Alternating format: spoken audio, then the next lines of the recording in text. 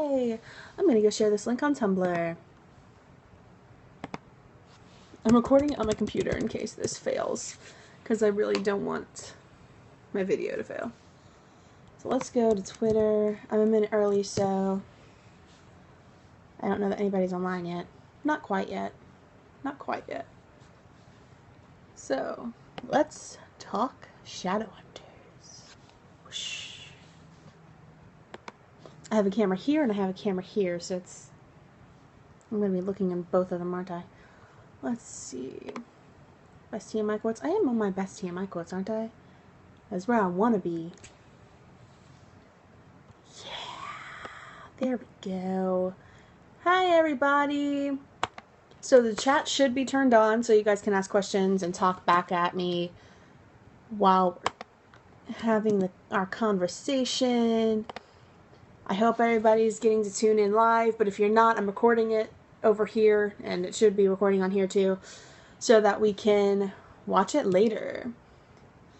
And I'll get started in a second. I'm just letting people show up and then sharing the link on Tumblr and everything. Oh wow, that's a picture of me. That's awesome. So this is fun. Hi everybody. I'm Ashley. I run the Best Mortal Instruments quotes on Tumblr and Twitter and Facebook. Facebook originally.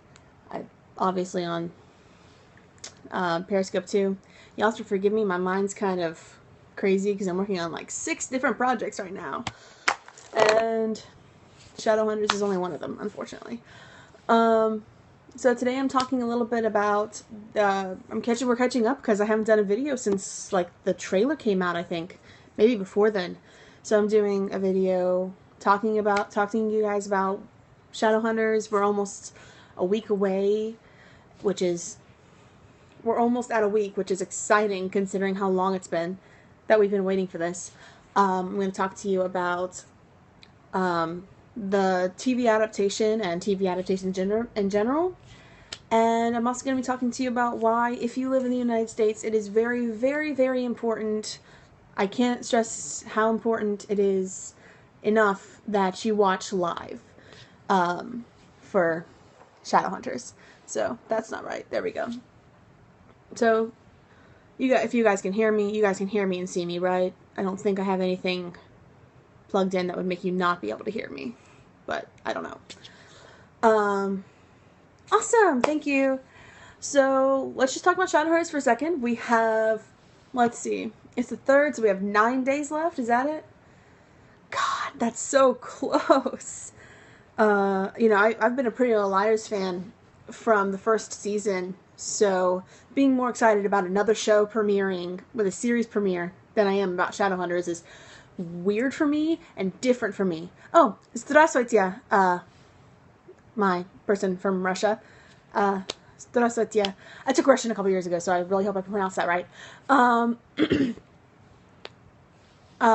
So let's talk about Shadowhunters. I know we're so close to the premiere. It's really exciting for me to get to see the premiere, just because even though I've read some of the scripts and seen what's happening a lot, and I've deduced a lot, it's different actually watching the actors perform. It's watching with the sets and the props and the lighting, direction, special effects, all of that culminating together in the actual final product is a lot different, and I can't wait to actually watch it.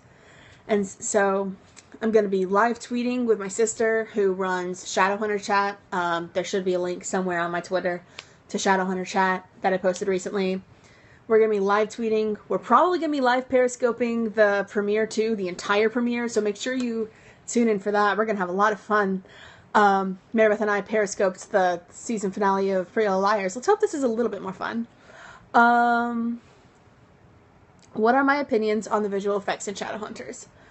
I think what I've seen so far look really cool. And I know a lot of people don't like them. They think they look too animated or something like that. I can't remember what the argument was. I like the brightness and how just kind of surreal they look, for the purpose of, I like that it almost makes it a comic book type look, because the Shadowhunters are basically superheroes, and I think it's kind of it's a directorial choice that I really, really like. The portals look really cool. The magic looks really cool. Especially Magnus's magic. Magnus's magic. That's a tongue twister. That looks really cool. So I'm really interested to see that and everything. So let's talk about. We'll come back to just talking about Shadowhunters later. Let's talk about why it is really important, if you live in the United States, to watch the premiere live and watch every episode live, if at all possible. So let's start by talking about TV a little bit. I know this might be like total review for like half of you, but television doesn't make the money the same way as film does. Film makes money, you go buy a ticket and you sit your butt in a seat and you watch it. And they make direct money off of those ticket sales and merchandising sales. Television is a lot more complicated when it comes to money and how networks get money. The individual shows get money from the networks, who get money from, especially when it's in the first couple of seasons, they get money from advertisers who buy slots during the show's commercial breaks to advertise to viewers. So they use and they base cost of the advertisements and I'm losing this. Okay. Like I said, scatterbrained. So one company, there's a company called Nielsen Corporation, who takes the ratings, and they're recorded from the people who are watching live. Mainly, they supposedly have a way to also include ratings for people who've DVR'd and watched on the web, but they're not as effective. Nielsen ratings are really not that effective anymore. But basically, most of the ratings come from the people who watch live. Those are the people who count, because the people who watch live are the people who are watching the commercials. So the number of people who watch live directly affects how much money advertisers are willing to spend on buying an advertising slot. So let's say Castle's a really, really popular primetime television show. So advertisers spend a good bit of money to buy a slot to put their commercial during Castle, because it's got a lot of viewers, and that's been proven by their Nielsen ratings. So if a show doesn't have a lot of ratings, the network simply can't make enough money off of it with advertising to allow it to continue. They can lose money even. I know that happened with, what show was it? A couple seasons ago that I used to watch. Did not have good ratings, and the network just lost money, so they had to cut their losses. So Shadowhunters, being a first season show, it already has a fan base, which is good, but it doesn't have a show fan base. Having people who read the books and having people who watch the show are two very different things. So what's really important is that you watch live so that the ratings reflect the amount of people who are watching it accurately, so that advertisers see that it's a good spot to sell their products during commercial breaks, and they will give their money to ABC Family. That's a lot of how television makes money. So that's why Pretty Little Liars is huge on that network. It makes them a lot of money because it has a large viewership, and they make a lot more money off of, crap, I lost my train of thought. You're distracting me. No, I'm kidding. But Pretty Little Liars has a lot of people who are trying to buy slots for those commercial breaks, and they have people who are willing to pay a lot of money, as opposed to one of ABC Family's older shows that didn't have a lot of viewers, like 9 Lives of Chloe King. It didn't do very good with viewers. So it's not based on how many people love the series. It's not based on how many people illegally download them or watch them on the web the next day or watch them on Netflix. It's how many people tune in live and watch it on the network. So if you live in the United States, because as far as I know, Nielsen only covers US, maybe Canadian viewers. So if you live in the United States and you want Shadowhunters to get a second season, you have got to watch live. as much as you possibly can. If you're like in the emergency room, I get it. You can't watch it. If you have work, I get it. You have school, I get it. If you're just too lazy to turn on the TV, or you're too like you're about to go to sleep or something, turn the TV on for at least 5 minutes on the network. That'll count as a rating. It does. If you turn, I think it's they count you if you watch for more than 5 consecutive minutes. So tune in live, because that's the only way we're getting a season 2. Now, let's talk about how that affects the way a show is told. Now, I think it's a really nice, I like this new trend that a lot of networks are doing, which is picking up book-to-TV adaptations. And the cool thing about it is that we've seen a huge range of really close to the book and then not close to the book at all. So, like, a book series that got turned into a TV show that isn't close to the book series at all is Vampire Diaries. I'm gonna get those two mixed up all year. Vampire Diaries is based on a book series by L.J. Smith, and the book series is quite different from the television show. There's a couple characters that are similar. Overall, though, most of the story has been changed. Most of the characters' stories have been changed. Some important characters from the books have been cut. A lot of characters in the show are new or have been changed so much to the point where they are, like, not anything like the book. So, but the Vampire Diaries has been going now for, are we on season 6 or 7? Gosh, it's been on forever. I think we're starting 7 this year, possibly. But, so, different from the book doesn't always, it is 7, thank you, doesn't always mean that it's going to do badly in the network. So, I know a lot of people, and I've been seeing this for the past couple of days, over a bunch of different series. I know people were talking about the Lunar Chronicles, and Shadowhunters, and Vampire Academy, and everything, and different discussion groups for a lot of YA books. And the common argument I hear is that TV gives more time for the network to get every single detail from the books in, or being a TV show gives time for a book a season, which is just not logical whatsoever. And I'm going to explain to you why.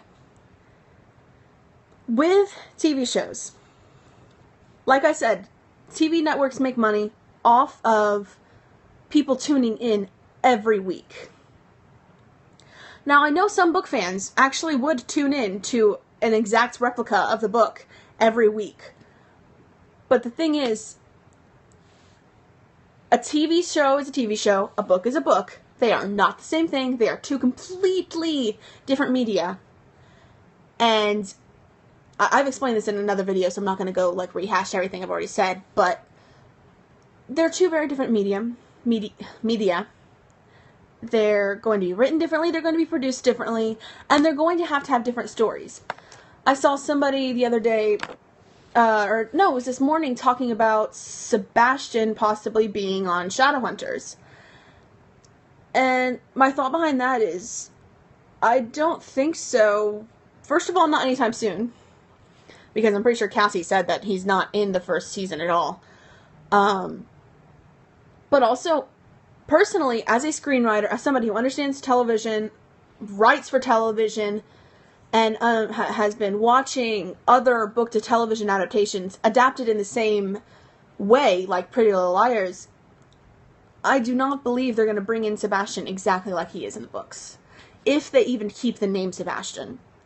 The way I see them bringing in Sebastian into the show is kind of giving you hints, but hints that are so obvious they're too obvious, and then also hints that are so small only some book fans will think about it.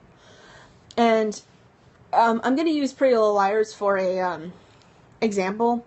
Pretty Little Liars does a lot of the same stuff Shadowhunters is doing, which is it brings in stories from the book series.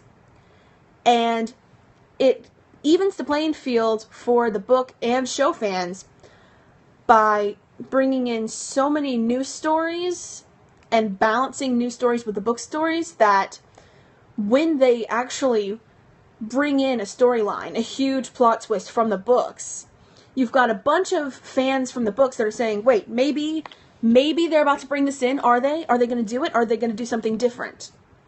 And then by the time they actually reveal what's happening, even the book fans have talked themselves out of, well, no, it can't be that because they've just done this.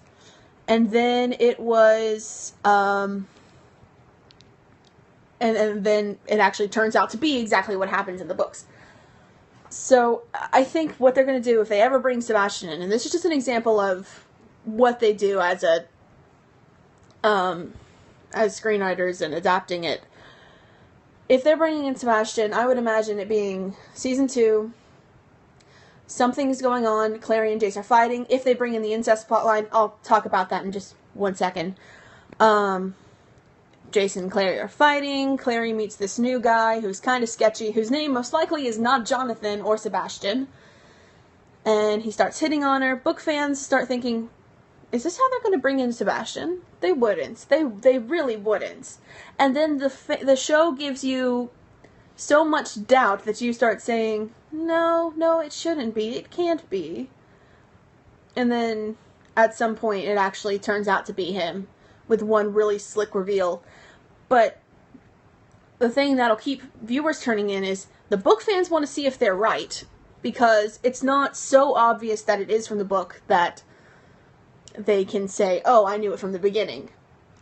So they want to even the playing field. The book fans shouldn't have an advantage over the TV fans, because the TV show is supposed to surprise everybody equally, and they don't want everybody to kind of spoil it.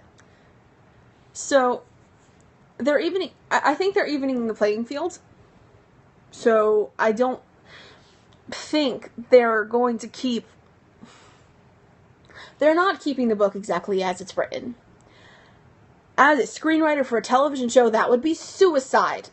Even Game of Thrones, which is really, really, really close to the book from what I've been told, it still changes a lot. And now the show is getting ahead of what's been written in the book, and now they're diverting off, and it's freaking people out because they don't know what's coming next. So, but I think that's going to do wonders for the Game of Thrones viewership, now that people have to tune in to find out what happens. And I think that's always been a thing, is that people are like, well, television shows have more time. Yeah, we have 13 hours, well, 13 times 42 minutes, whatever that is, of Shadowhunters. Yeah, that's more than the movie. It doesn't mean they have time to bring in everything from the book, because that would be boring as hell, and no one would tune in every week if they could just go straight to a book, find out what's going to happen next week, and say, well, I'll just DVR it and watch it later just to see how it happens, because that becomes an option. When it's something that they're adapting, when it's something they're changing, and you want to tune in as soon as possible to see, oh my god, are Alec and this girl going to get married? That's not going to happen, is it? I mean, this didn't happen in the books. I don't know what's going to happen. Do you know what's going to happen? That's what keeps people tuning in. That's what raises their Nielsen ratings, and it's what gets the network money. It's what keeps the show going. So, it's not possible to have a TV series, an ongoing, open-ended TV series that is exactly like a book. It is not a good business move, which TV still is an industry just like Hollywood. They're still about making more money, and for TV, it's also about making a lot of money, but also having the stability of having the same amount of money every season. With Pretty Little Liars, that was one of the most solid shows on ABC Family for the longest time, because it kept bringing in these ratings. It was a stable thing. You know, the people who were making it kind of realized that they have to end it themselves because the ratings aren't going away. We're making plenty of money, we have stability, we have people tuning in every week like clockwork because they're addicted to it. So stability in television is a huge thing, And they want to find shows that can keep going, can keep bringing in huge ratings. And that's just, for an open-ended series, a series that keeps bringing in ratings is not a series that keeps everything from a book series. Yes, there are millions of fans of this book series. Something must have been right. Yes, something was right. That's why they bought the rights to the book series. The television show isn't changing the book. The television show can't change the book. Because the book's already been written. The book's already been printed. The only people who can change the book are Cassandra Clare and... who runs that? What's the publishing company for the Mortal Instruments? Is it Penguin? It's not Penguin. Simon. Simon Teen and Cassandra Clare and the people over that own the books are the only people who can change what has been written in the book series. Shadowhunters is taking what's been written in the book series and putting it into a TV series. It's two completely different mediums. They're two completely different things. And yet people are expecting... I say people. I hate using that term just because it's so broad and doesn't give you anything. People are angry because things are not turning out exactly like they are in the books. This isn't the Mortal Instruments. This is Shadowhunters. The Mortal Instruments is a 6-book series that's on my bookshelf that you can go buy at a bookstore. The Mortal Instruments has already been written. Shadowhunters is still being written. Just because it's different from what's on your bookshelf doesn't mean that you can't support it. It doesn't mean that you shouldn't support it. It just means it's different. And I don't understand why to some people different means bad. So that's my soapbox. That's my soapbox. I'm off my soapbox now. So, if you guys want to talk about Shadowhunters, I'll stay around for a little bit. That was a 20-minute soapbox, so I apologize for that. But, so if you guys want to keep talking about Shadowhunters, you can send in the chats and everything. I know, I'm really excited and everything. Malik is going to be so much fun. I've seen people asking about Malik and, talking about how Malik doesn't seem to be a huge part of the series, and I'm like, episode 12 is called Malik. One of the huge subplots of the entire first season is Magnus or Alec being able to be with Magnus because of stuff. I didn't put a spoiler alert on this, so I don't know if I'm allowed to say spoilers. But I've put plenty of spoilers on my Tumblr if you want to go look for that. But Malik is a huge storyline. It's like one of the main subplots in the first season, and I don't understand why people are saying that it's not there. It's there, it's just not the entire series. Just like it's there, but it wasn't the entire series in the book series. The one time they're actually keeping something from the book series, and everybody's like, it's not enough! It's the same amount. It's actually probably more attention than they got in the book series, so... I don't understand people complaining about it. But, I don't know. Malik is going to be awesome to watch in the season. Watching the beginning of Simon and Isabel. Will Idris be in the first season? I don't think so. I think that's something they're doing in season 2. But I don't know that it's going to be in season 1.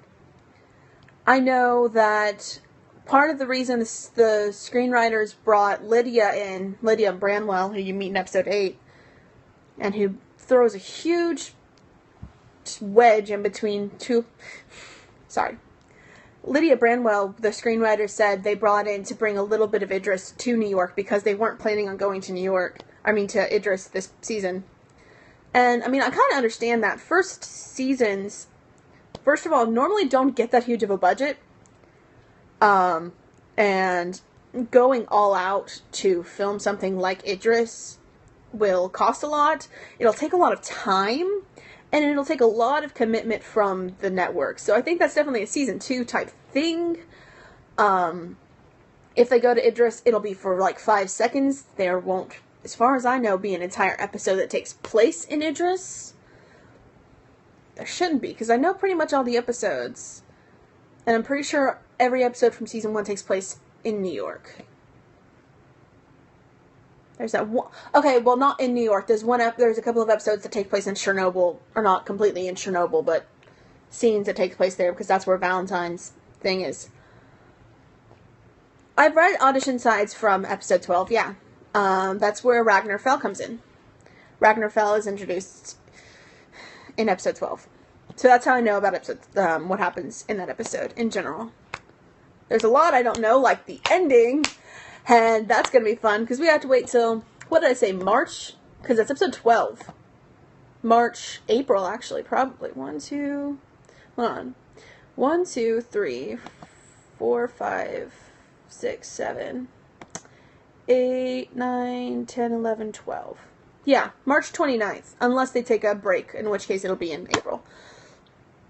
But end of March, April is when we're going to be getting episode 12, and I break out in hives every time I try to think about it. It freaks me out. Episode 12 is episode 12 theories. I have one really well-developed theory, and it's on my Tumblr somewhere, and I have no idea where it is. I have no idea where I put it. But, I know that my thought for that episode was that Alec and Lydia are engaged, which is something that I've seen. And then episode 12 is supposed to be their wedding. Episode 12 sets up their wedding. Simon's a vampire in that episode. I think that's right after he becomes a vampire. I think he either completes the transition in that episode or the episode before it. I think I actually looked up and it said it was the episode before it.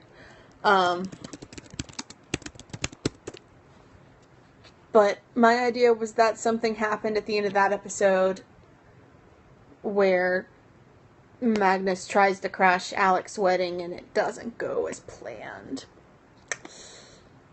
But is this here? Is that there it is. I found it. I found my actually post. I'm going to post this on Twitter and repost it on Tumblr later so you guys can find it. But my post was that Lydia and Alec's wedding, just showing it would be kind of pointless, even if Magnus comes in and tries to stop it and can't. I think it'd be an interesting episode, but it wouldn't be a big enough episode, considering where in the episode Alec's wedding takes place, which is toward the end, or towards the middle / end. I think it's the 4th or 5th act. So, I think my idea was that somebody attacks Alec's wedding and kidnaps Clary and Jace. I think that was or kidnaps, hold on, what is this? La da da da da. I have no idea what this says. I can't read it. Oh, I have no idea. But it was something like Lydia and kidnap. Well, I mean, the episode is about Magnus and Alec. It's got, if I'm not mistaken, it has a couple of scenes with Magnus and Alec arguing about the fact that he's getting married to a woman that he doesn't love. But I think one of my favorite scenes from that episode comes from the sides. Well, I mean, it's like one of the only scenes I've read from that episode, so I can't say my favorite, but I still think it's going to be one of my favorites. There's a scene, it's a flashback, it's from what really happened in Peru from the Bane Chronicles, but it was from Ragnar Fell's, no, not Raphael, Ragnar Fell's audition sides, and, oh yeah, okay, I'll get to that in a second. But in the Ragnar Fell audition sides, there's a flashback where Ragnar says something about, where is it? It was something about, one day when you least expect it, someone will come along and break down these walls you've built around your heart. And it's this really cute moment because at that point I think Magnus has convinced himself that Alec was just another boyfriend and he wasn't really in love with him. And then he has this flashback from Ragnar, and then he's like, I'm gonna do something really stupid because Alec is definitely that person that I actually love. And then he decides to go crash the wedding. So, I mean, it's about Malik, but it doesn't, I think the coolest thing is that it's about Malik. It's definitely a Malik-centric episode, obviously because of the title. But I don't think that necessarily means there's a lot of scenes between the two of them. I think there's going to be a scene between the two of them. I would be disappointed if there was not a Malik kiss in the episode called Malik, but I think it'll be very, very interesting. to watch that episode. Let's see, what does that say? Alec's wedding is tonight. This is the last line from, let's see, what scenes? Scene 27, page 42. Oh, shit, that's really close to the end of the episode. I thought Alec's wedding was earlier. That's page 42. Let's see. Shit, that's really close to the end of that episode. That freaks me out. Because now I know Alec and Lydia's wedding is really close to the end of that episode. That's going to be a cliffhanger episode, everybody, by the way. That's terrifying. The last line is, Alec's wedding is tonight. Off Magnus, knowing he can't sit back and do nothing. So that's... I don't know. I'm really interested about that episode. There was the question... Hold on a second. Oh, about Idris. Yes, the flashbacks from episode 6 with the young circle and everything, that will take place in Idris. But I don't think we'll see... I think we might see a little bit of Idris, like, in flashbacks, obviously, like that. But I don't think they ever traveled to Idris. And if they did, it would be in episode 12 when they go to visit Ragnar. And... I think they'll visit Idris like a couple of times, but I don't think there's an entire episode that takes place in Idris. I don't think there's that many scenes besides flashbacks in Idris, and I am almost positive we don't see Alicante in season 1 at least.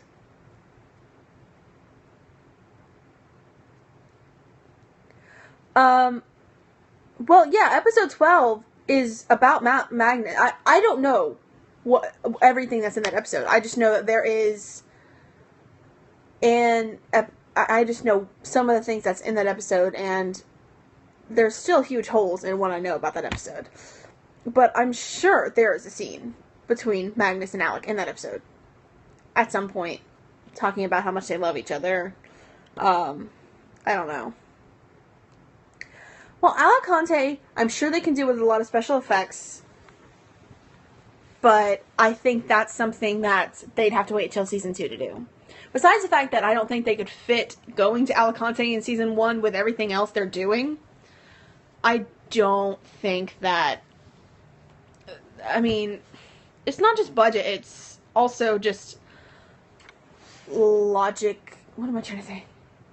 The logistics of trying to bring that in while they're also trying to cover a lot of stuff from City of Ashes and a lot of stuff, everything from City of Bones. I just don't think they have time, or just... I think they would be trying too hard to put Alicante in the first season. I could definitely see it for the third season, or for the second season, not the third season. That'd be way too late. But, yeah. I could see them going to Idris and spending a couple of actual episodes there in season 2, if we get a season 2. Remember, watch live. Yeah. So, did I miss a question? I'm sure I missed a question around here somewhere. I'm definitely sure I missed a question. But yeah, so we have a lot going on this season. I know, like, from some of the descriptions I've read, some of the scripts I've read, some of the scenes I've seen in the trailers. The one I still absolutely have no idea about is the 10 years through the looking glass. I had ideas about it, which is in another YouTube video you guys can find on my channel, but I think that's going to be an interesting episode. That was episode 10, which is 2 episodes for the Malik episode. It's the episode before Jace, or actually it's the very end of that episode when Jace finds out that Michael Wayland is alive. I still don't think it's really Michael Wayland, because that would throw kink in like all of my theories for Shadowhunters. And then episode 11, 99% sure. I don't think I posted many of the quotes from the sides just because I didn't feel like actually sharing lines, because I know these were earlier drafts of the script and I know some of the lines will change. But I'll post the link to my blog when I post this on YouTube. And there should be a link on my Twitter as well. But I'll share it. And I'll share all the stuff I have about Shadowhunters, I tag, like, pretty much everything I write with Shadowhunters. Um, the ratings... Okay. The ratings for Shadowhunters, I'm not quite worried yet. It's not that I doubt that the fans are going to watch live. It's not that I doubt that the fans are, like, really dedicated to the show. What I'm worried about is the time slot, because we're competing with Teen Wolf, which, yeah, that's already on its way out, but we're also competing with Agent Carter, which is kind of terrifying, because I love both shows, but I think Shadowhunters being the first season, I think if I had to choose between the two, I'd definitely choose Shadowhunters, because Agent Carter's already gotten a second season. It's got plenty of fans without the Shadowhunters fans, so if you have to choose between the two, I would always say DVR Carter, watch Shadowhunters. Ratings for Shadowhunters, I think, will be really good for the pilot. I think watching the pilot, the first episode, is going to be... They're going to have really good ratings. But I'm worried about, as the season goes on, I'm worried about people losing focus, people losing belief in it, because I know there's a couple of controversial choices they've made, and I know a lot of people are going to be angry, especially book fans, with some of the choices they've made. So I think the pilot's going to get probably some of the highest ratings of the season, but I think as the series goes on, I think we'll be okay. From what I'm seeing, I think we'll be okay. It's just that everybody has to watch live. Everybody has to, or not everybody, just if you live in the United States and you can watch it live, do the thing. That way, if it doesn't get picked up, you can say, well, at least I did something about it. If you don't watch live, then you can't complain if it gets picked up. That's just the truth. Do you think some of the romance scenes are too cheesy? Not really. I think they're written really, like, I really liked the first meeting of one of the fun things I got to read was not in the first meeting of Jason Clary, but the first meeting they have at the Institute when she wakes up at the Institute. And I think their interaction was really interesting. I think one of my favorite things about the characters in the series is that I think that was the thing that was kept the most untouched, was the characterization of the main characters from the book series. I think they were left largely untouched. But I think it's very interesting. I think they're taking their time for the most part to build them up right, without it automatically seeming bad. I think a lot of people think it looks cheesy just because they're taking a lot of the scenes out of context that they see in the trailers and everything, which, like, I have to keep, like, urging people, don't take anything you see in these trailers out of context, because they won't make sense, probably. Even reading all of the audition sides and knowing most of what they're doing in all the episodes, there were still things that I saw in Beyond the Shadows, and I'm just like, what the hell is this from?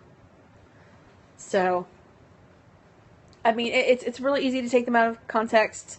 I think some of the things are meant to be taken out of context, but this isn't one of them.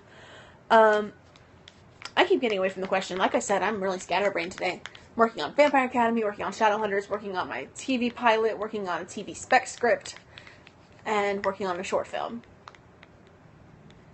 And getting ready for my new semester of school, which starts the Monday before Shadowhunters, so that's fun. So I don't think that they're really cheesy. I think that they're really similar to the book. I think it's a little bit sexier than the book series, because the characters are 2-3 years older, depending on which character it is. Like, I think Alec is 19 or 20. And then Izzy's 18, if I'm not mistaken. Clary's 18. Jace is 19, 20. And Simon's 19 or 20. I think. So, I mean, it makes sense for the characters to be, and then Magnus is aged up, so it doesn't, or Magnus is 400 years old, his age doesn't matter. So I don't think they're very cheesy. I think they're playing out a lot like they are from the books, maybe a little bit sexier, and obviously they're trying to keep the characters themselves in mind when writing them.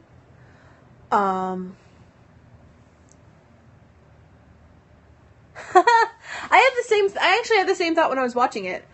The Alice in Wonderland episode, asking if the Alice in Wonderland episode was a way to promote the new Through the Looking Glass movie. I thought the font looked scarily and enough to worry me. It looked similar to the official Alice in Wonderland Through the Looking Glass font. Well, let me see. Hold on. When does Through the Looking Glass come out? You can't understand me, can you? Hold on. Through the Looking Glass. See, that'll come out halfway through March. The book, or the episode, should come out halfway through the March. Lyrics. May 27th.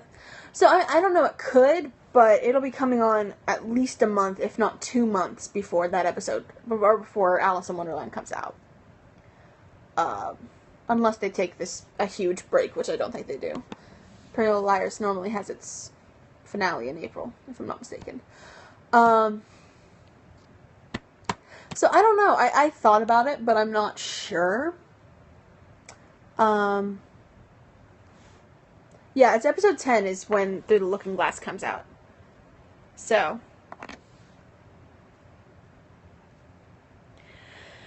I'll get to the Izzy Meliorn question again. Just send it in like 1 more second so I can read it again. But I think that episode is... I think it was originally something that they accidentally did, but I'm sure they're going to be showing some kind of sneak peek at Through the Looking Glass in the episode. I don't think it was intentional, but I think if they missed that opportunity, that's ABC Family / Freeform's fault for missing that opportunity. But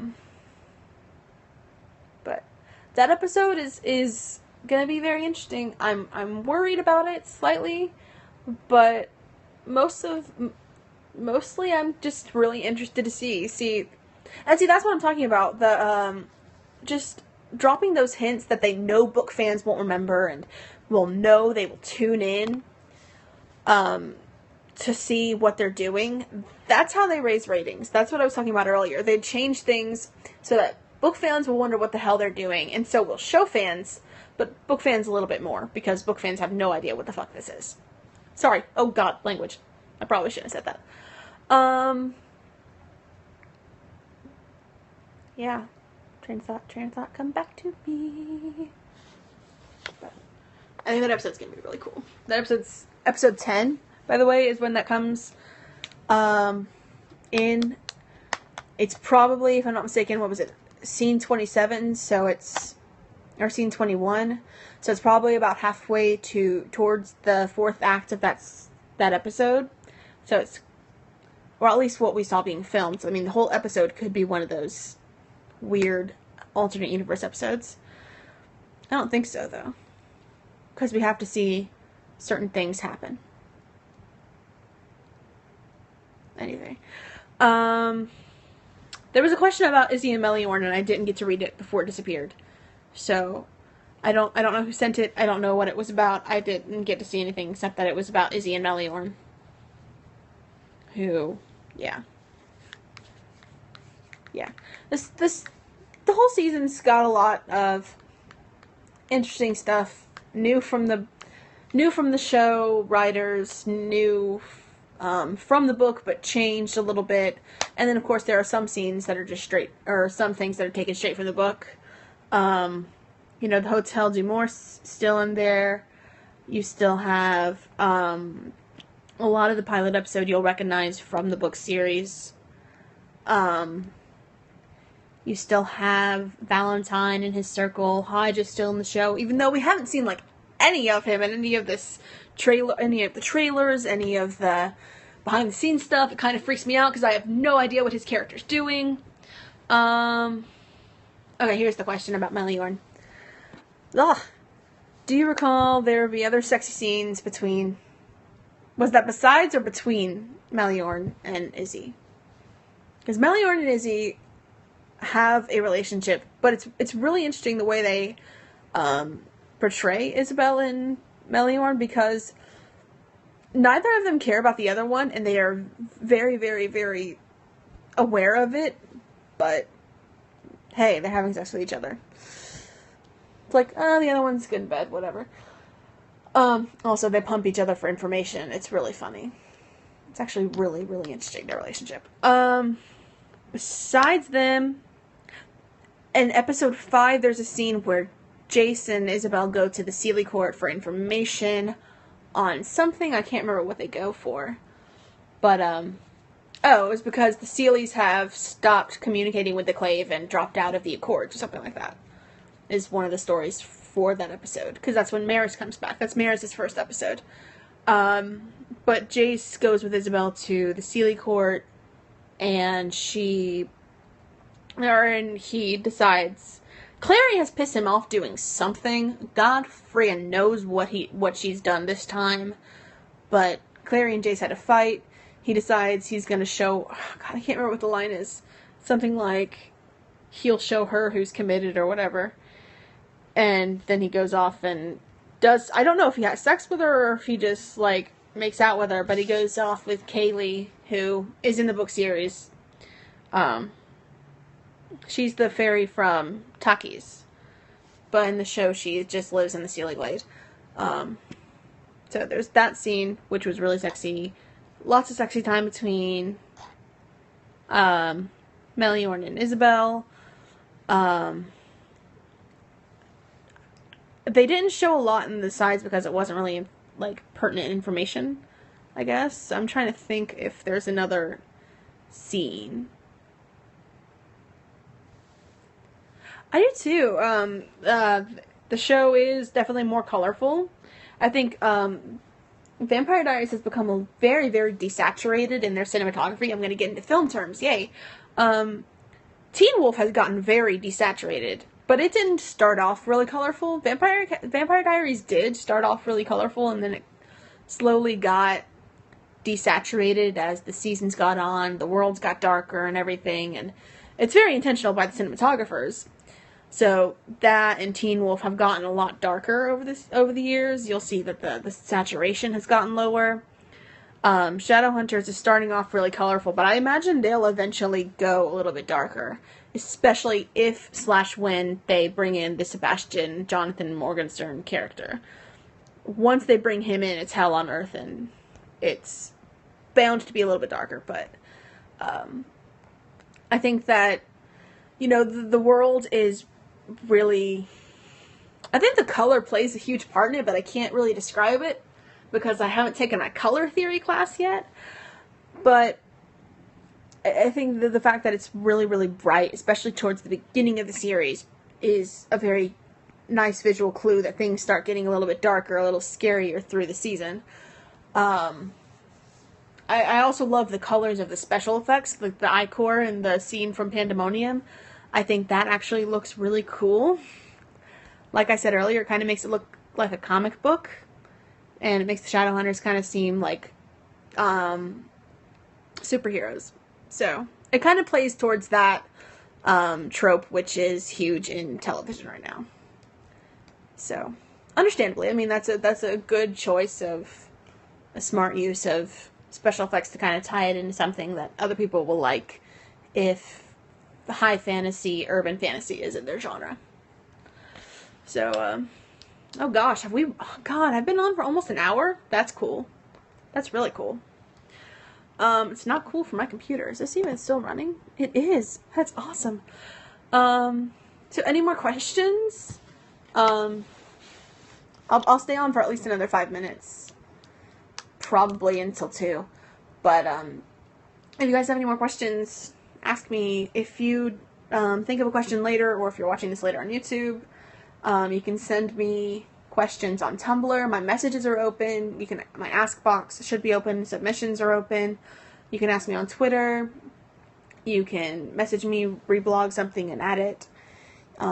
We have an email there somewhere. The sword with the Silent Brothers looks so cool. Do I have any more Alec and Magnus goodies? Probably from Magnus's. Let me go look. I haven't read Magnus's sides in a long time.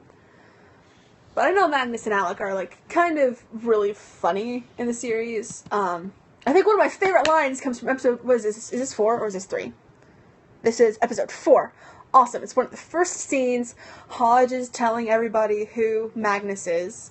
I think it's the only time we see Hodge actually in the audition sides, which is hilarious.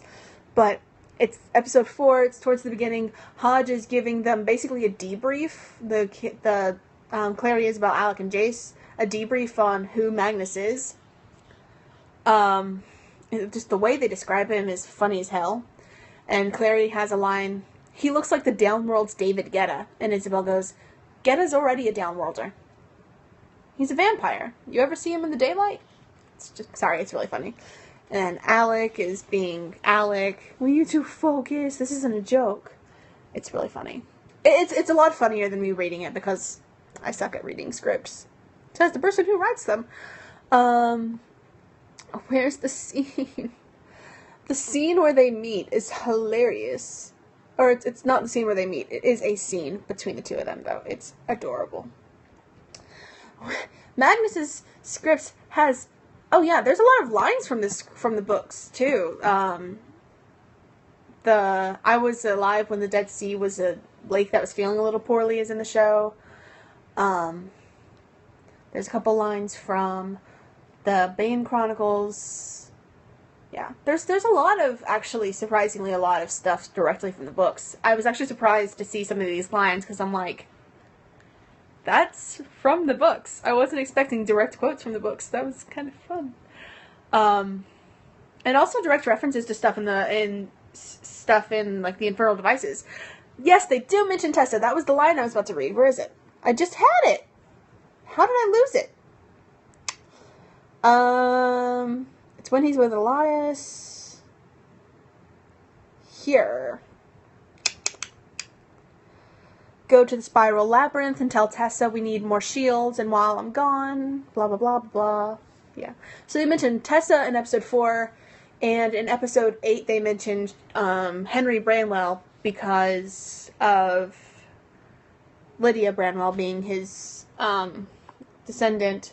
And also they make a reference to Magnus's relationship with Camille. That's referenced in episode 4 and in episode 12. Probably more, but that's just what I saw on the audition sides. For people that were wondering, by the way, why Izzy's necklace wasn't in the earlier episodes and everybody who campaigned behind it, that was intentional. Magnus gives it to her. Because they bring it to her. It was originally a bracelet in the script, and then they changed it back to a necklace. Unless he magically turns it into a necklace. I don't know what they did. But, it's something like Magnus hands over a bracelet, or Jace gives Magnus a bracelet he was asking for, and on the back is the inscription that's on the back of Izzy/Camille's necklace. So, that was a fun reference. I'm trying to find the Alec and Magnus scene that I promised. Hold on. Where is it? Alec, where have you gone? There's that stupid scene. It was an early script, so I don't know if they cut it, but it was like really funny just because it was such a pun, and I was like, no. In a fury, Magnus fires a bolt of lightning at the rogue, which quickly sizzles him. Isabel. Well done. Magnus. More like medium rare.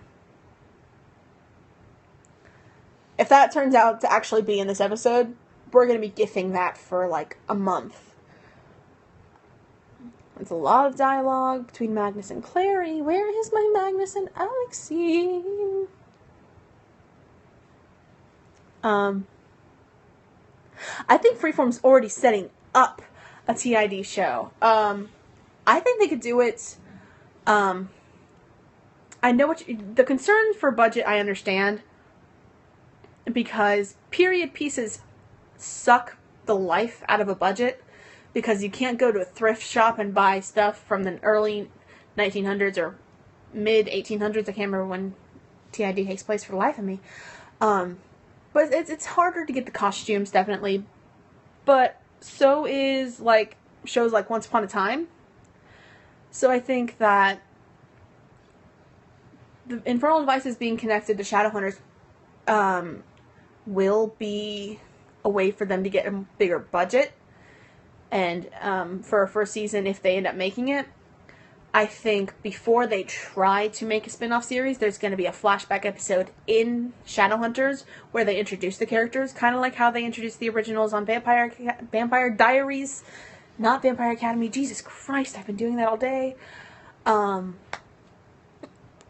But, you know, Once Upon a Time, they have huge sets. They have castles. They have, like, ridiculous costumes. And that's able to be done on a TV budget. From what I understand, freeform shows have slightly smaller budgets than ABC shows, which makes sense because it's not cable, or it's a different kind of network. Because it's cable, that's broadcast. Something like that. That's wrong. That's not how that is, but I think they could do it. It would just need... Shadowhunters will need at least a season down, be renewed for a second season, and have fantastic ratings before they could do it. Do you think they could have a whole franchise of shows based on the books? I think they can, but I think one of the things that's really cool about them changing the name to Shadowhunters is they don't have to make a new series for every one of the book series. They're already bringing stuff in from the Infernal Devices, from the Mortal Instruments, and from the Bane Chronicles into... or actually, and a little tiny reference to some characters in the Dark Artifices. So they're bringing in a lot of references to these characters and these other Shadowhunter Chronicles books into the show Shadowhunters. So I think the thing is, they don't have to have a bunch of spin-off shows. I think they can. I think they can have a spin-off for the Infernal Devices, but that can cover the Infernal Devices, the other sequel series to the Infernal Devices characters, and then I think there's another sequel series to the Infernal Devices characters, or something like that. And all of that information can be covered in the Infernal Devices TV show, or in flashbacks from the Mortal Instruments.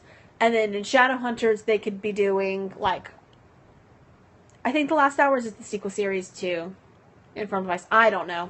I can't remember. But I think they can do Dark Artifices with the Shadowhunters characters still on the show. Bring that in earlier and keep having that as a subplot instead of being a main plot. I think that could definitely work. With good writers, it could work, definitely. We have great writers, by the way. Shout out to Holly. She's probably not watching. Hi, Holly! Oh, damn. I lost my train of thought again. God damn. But I think that's probably the best. Instead of having, like, 20 different spin-offs of this one show, I think having a prequel spin-off and then the Mortal Instruments spin-off working together is probably the best idea. And bringing in the stories from the other stuff, like Tales from Shadowhunter Academy. If Simon ever becomes a Shadowhunter on the show, I can see them bringing stuff from that in. I can see them bringing characters without their plot lines in.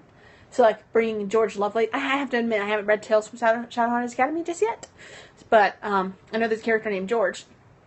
But they can bring George into the Mortal Instruments and just cut his plotline from that series if they wanted to. If they were looking for a character to bring in. So there's that. What else? I lost it. Oh. Hold on. Where's the line?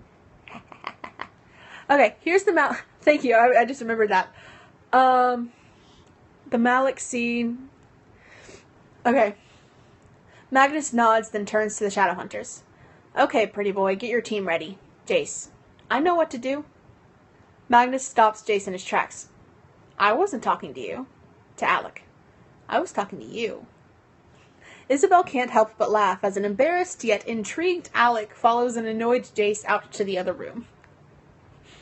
There's just these really cute moments of Magnus having, like, no shame when he's hitting on Alec. It's really funny. Oh, what was this one? You'll have to forgive me, I haven't had time to decorate. To Alec, swiping dust with his finger. Normally I love a dirty layer, but this one's just dusty. It's just... Magnus Bane. there was another question. The series order. The series order was ordered for 13. I think if we have enough ratings, they'll extend that. I think they'll extend that into 20. What's the normal for Pretty Little Liars? I think their normal season 23 or 24, but I can't remember what. They change all the time. I swear they do. I think the problem with extending it is that it would throw off the season's orders, because we're in the second half of the Pretty Little Liars season, and then we're in the first half of the Shadowhunters season. So they might just leave this as the first season, but for the next season, I would imagine them keeping the same time slot with Pretty Little Liars and starting one half of their season when Pretty Little Liars starts their next season, and then doing a second half of the second season. I don't know, though. That's just me, but did that make sense? Does that make sense at all, what I just said? Probably not. But, just because of their...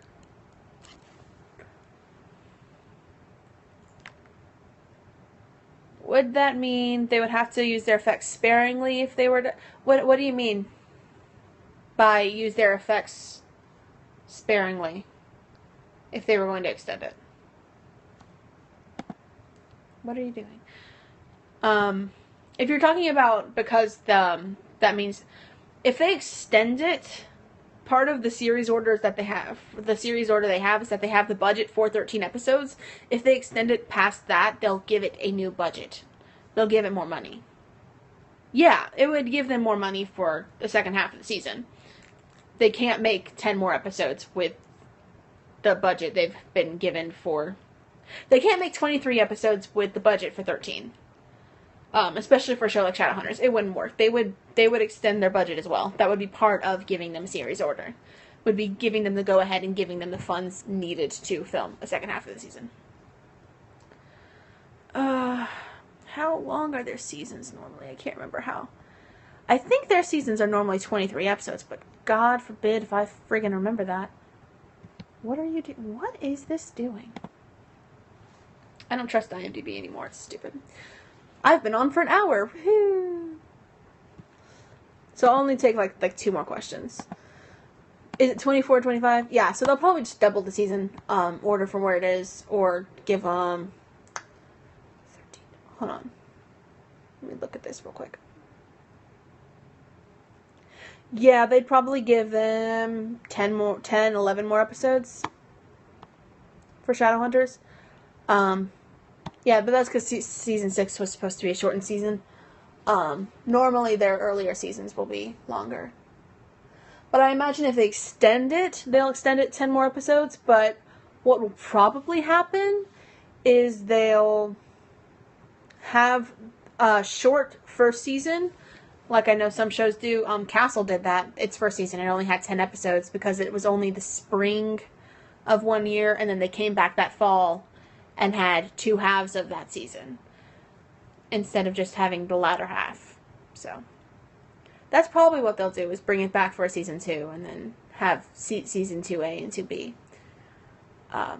If they renew it. Again, watch live! I'm going to go back and take a shot every time I'm going to go back and watch this and take a shot every time I say that. So, that's all the time we have, because I have to go.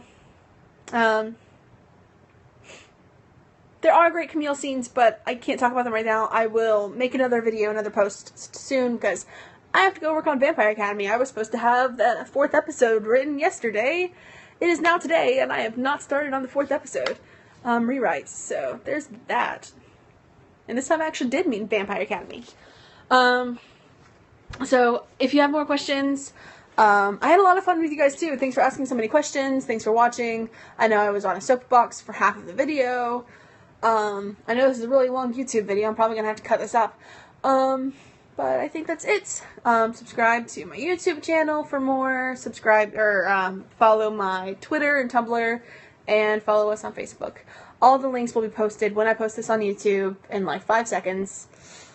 Probably a lot longer than 5 seconds considering how long the video is, but I will do a video soon. Bye. Thank you guys so much. I had so much fun, and now I have to find how to stop. There we go.